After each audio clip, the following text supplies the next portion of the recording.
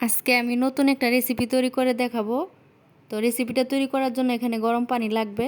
এখানে আমি half cup গরম পানি নিয়ে নিছি, 1 টেবিল চামচ হিস্ট নিয়ে নিছি, 1 টেবিল চামচ চিনি দিয়ে দিলাম, পরিমাণ মতো লবণ দিয়ে দিলাম, 1 টেবিল চামচ গুঁড়া দুধ দিয়ে দিলাম, দিয়ে ভালো করে মিক্স করে নিব।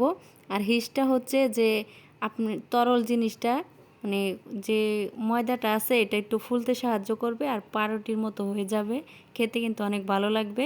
এখানে আমি 2 কাপ ময়দা নিয়ে নিছি, ময়দাটা নিয়ে এইভাবে ডোটা তৈরি করে নিছি। পরিমাণ মতো একটু তেল দিয়ে দিলাম, দিয়ে ডোটা অনেক তৈরি করে নিয়ে এখন আমি রেখে দিব আধা ঘন্টার জন্য। আপনারা চাইলে 20 মিনিট রাখতে পারেন, 1 ঘন্টাও রাখতে পারেন।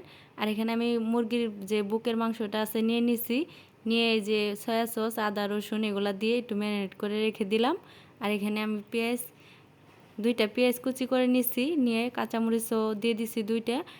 জালটা আপনাদের পরিমাণ মতো দিতে পারেন, চাইলে নাও দিতে পারেন। তো দিয়ে আমি এই যে এই মুরগির মাংসের যে ফুডটা আছে এটা আমি তৈরি করে নিচ্ছি। আর তার জন্য কিন্তু একটু লুডুসও লাগবে, আমি লুডুসটা কিন্তু সিদ্ধ করে নিচ্ছি, এই যে দিয়ে দিলাম। আবার এখানে আমি সয়া সস দিয়ে দিব, আর লুডুসের যে মশলাটা আছে ওইটাও দিয়ে দিব। দিয়ে তারপরে এই যে এইভাবে ফুডটা তৈরি করে নিব। আর দেখবেন যে কতটা মজাদার হয়, খেতে কিন্তু খুবই ভালো লাগে।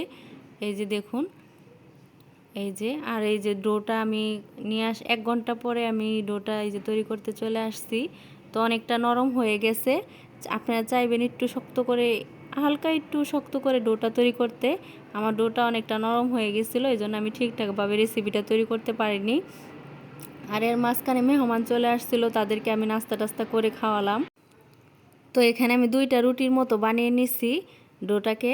আর রুটির মতো বানিয়ে নিয়ে তারপরে এই যে ফুডটা দিয়ে দিলাম এখানে, দিয়ে এই মজারেলা চিজটা দিয়ে দিছি। মজারেলা চিজটা আমার ঘরে তৈরি করাই ছিল, তো আপনারা চাইলে দিতে পারেন, যদি না থাকে বাদ দিতে পারেন, কোনো সমস্যা নেই। এই মজারেলা চিজ ছাড়াও কিন্তু আপনারা খেতে পারবেন। আমি এখানে সস দিয়ে দিলাম, দিয়ে যে পরের যে রুটিটা ছিল ওটা আমি উপরে দিয়ে দিছি। এটা আপনাদেরকে দেখাইতে পারিনি, যেহেতু রুটিটা একটু নরম হয়ে গেছিলো, সেজন্য দেখানোটা আমার একটু সমস্যা হয়েছিল, এই জন্য আমি দেখাইতে পারিনি। তো আমি একটু ছুরি দিয়ে কেটে তারপরে এইভাবে মুড়িয়ে নিছি। আর চুলায় একটা প্যান বসিয়ে দিয়ে তেল দিয়ে দিছি নিচে। তারপরে আমি এই যে এই পিজাটা দিয়ে দিছিলাম, দেওয়ার পরে ঢাকনা দিয়ে ঢেকে দিছিলাম, আর চুলার আঁচটা মিডিয়ামে রাখছিলাম। রাখার পরে কিন্তু এই যে ফোঁটাটা আসছিল, ফোঁটাটাও কিন্তু আমি অফ করে দিছিলাম। তারপরে দেখুন কীরকম কালারটা এসে গেছে, আমি কিন্তু একটা সাইড উল্টিয়ে দিছি এভাবে, এখনও হয়ে গেছে। তো দেখুন কীরকম হয়েছে, আর যেরকম একটু লাল লাল হয়েছে, খেতে কিন্তু অসম্ভব মজাদার, একটু মচমুচে হয়েছে, আর খুবই ভালো লাগবে। অবশ্যই একবার আপনারা তৈরি করে খেয়ে দেখবেন।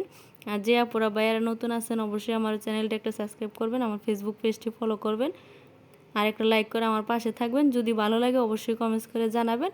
আর যারা লাইক কমেন্টস করছেন তাদেরকে অসংখ্য ধন্যবাদ। সবাই ভালো থাকবেন।